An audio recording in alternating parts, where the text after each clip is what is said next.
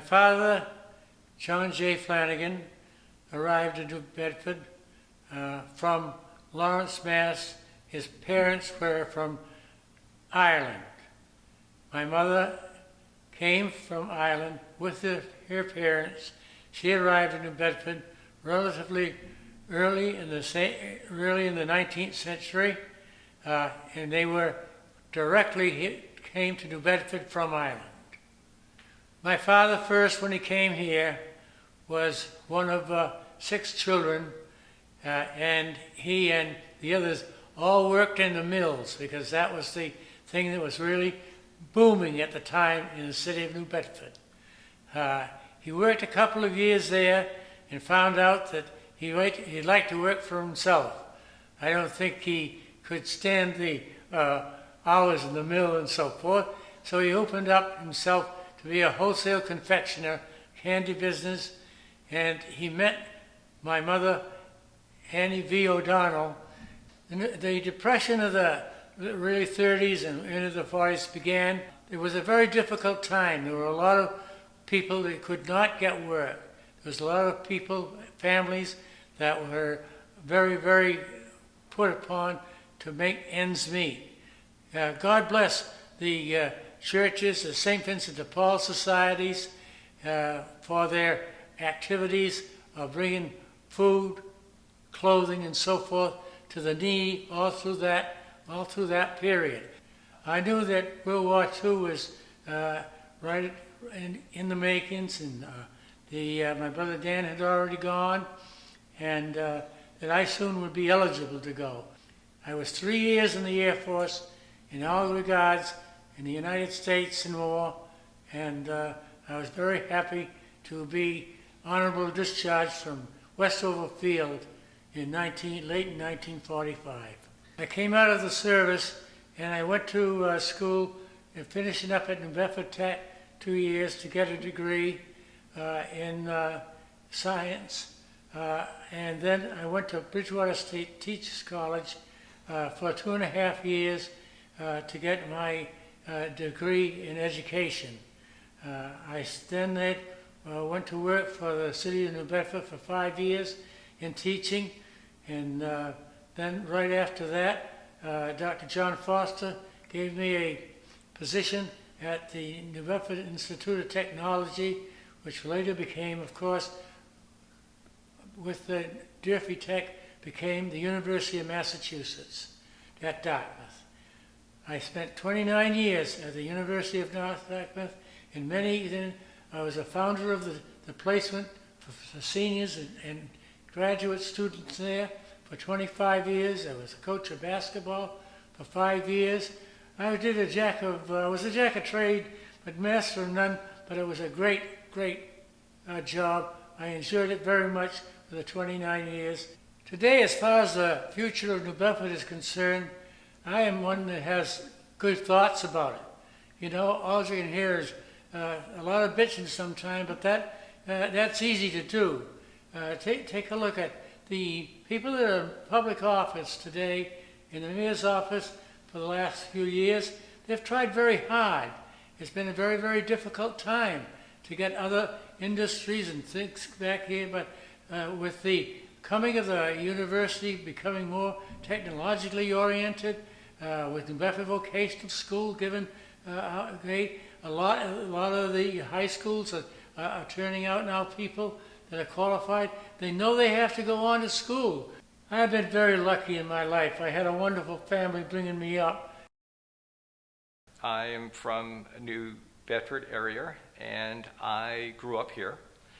And my family came from Portugal, different parts of Portugal, and moved to New Bedford. And at the turn of the century, my father's parents were from St. Michael, and my mother's parents were from Correia. New Bedford was their choice of place to come to and to make a new life for themselves. My great-grandparents came here with those good intentions and to find a better life for themselves and, of course, for their families to be. My parents got married in 1945. Also had a very meek beginning, but my father worked in trucking and then eventually into sales. And my mother started also, again, in manufacturing, but then worked for the Compass Bank in New Bedford. And she eventually became the auditor of the bank. New Bedford was, for me, a great place to grow up. I grew up in the South End on George Street in New Bedford, and it was a wonderful place to grow up. We had all the schools, the tenements that were there. Every family knew each other. My brother, very proud of him, he went at the time in the 70s to Vietnam, and he came back to New Bedford because this is where he wanted to come back to.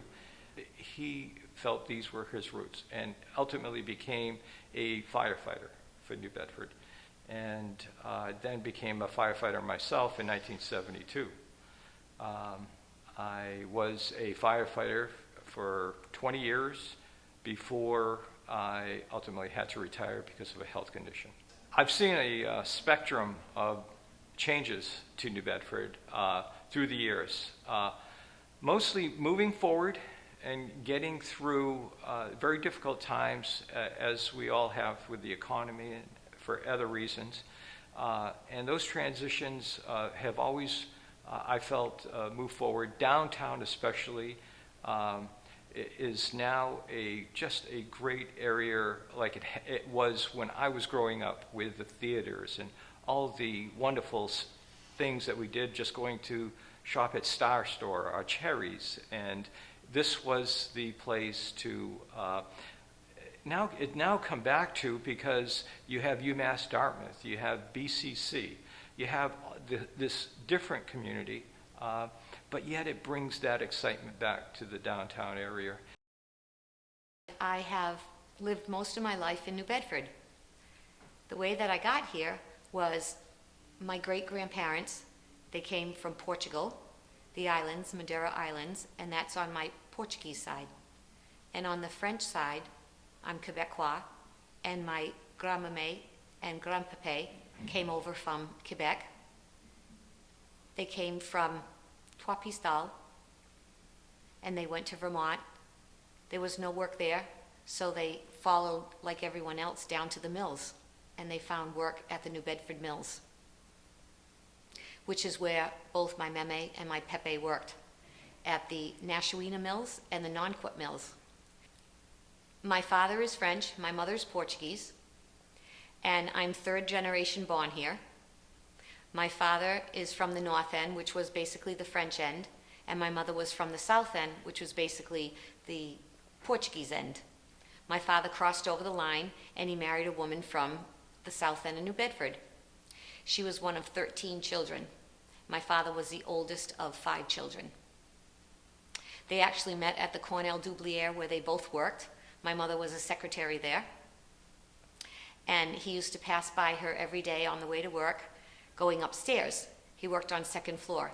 He'd watch her. When she went to the bubbler, he'd run down the stairs, turn the bubbler on, lean against the wall and say, "Can I buy you a drink, ma'am?" She thought he was a pest, but 4 years later they got married and had 6 children. They lived in apartments for a while, but moved to public housing, and they lived in 2 different places for public housing, which afforded people the opportunity to save to be able to buy a house. And in 1966, he bought his house in Pine Hill Acres at the furthest of the city in the North End of New Bedford. My father continued working at the Cornell Doublier, and he went to school at nighttime, and he became an electronics engineer. Since he was 17 years old, he had signed up for the service, and he was in the National Guards. Vietnam came, and he got activated. In 1969, he went to Vietnam. He came out of Vietnam, rose up the ranks, and he retired as a brigadier general. The memories I have when I was young in New Bedford, and what New Bedford means to me and what I still hold today, is family and community.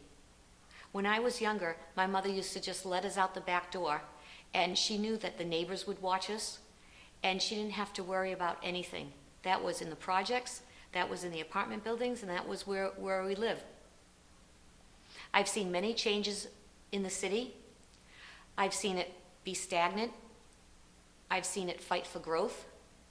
But what I see now is big changes, and I see it growing, and I see it growing towards where it was before. You see, the Portuguese people came here and through the fishing community made it #1 in the world. Following that, the Cape Verdean people came here and made it #1 again. And now the people that are here, such an eclectic bunch, are trying and striving real hard, trying to work together to make it something to be proud of once again. I am French Canadian and Cape Verdean. I'm from New Bedford. My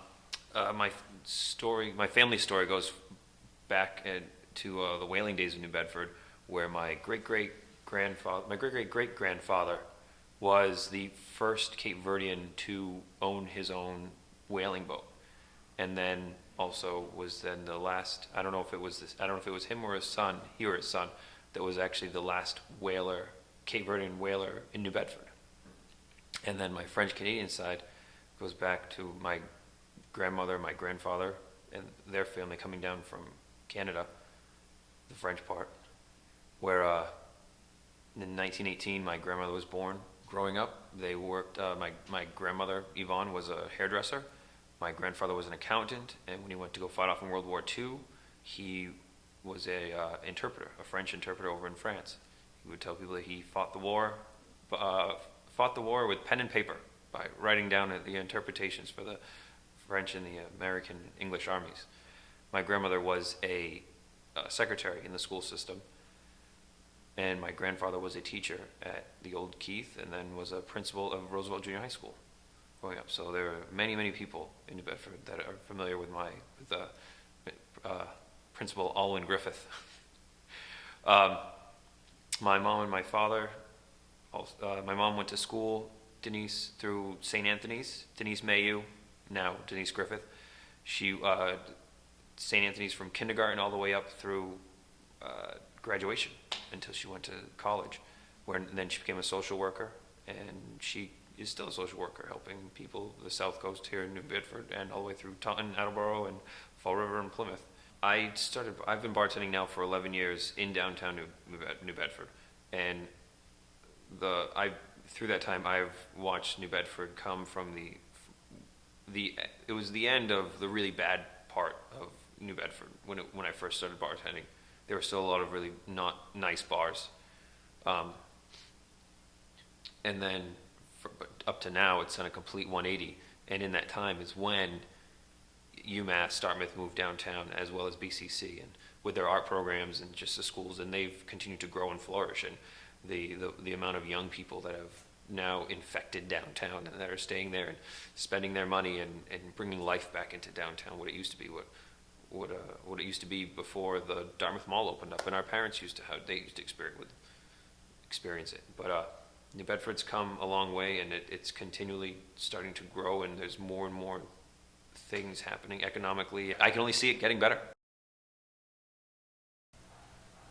My grandfather came from the island of Fogo in Cape Verde, and as a matter of fact, all 4 of my grandparents were born in Cape Verde.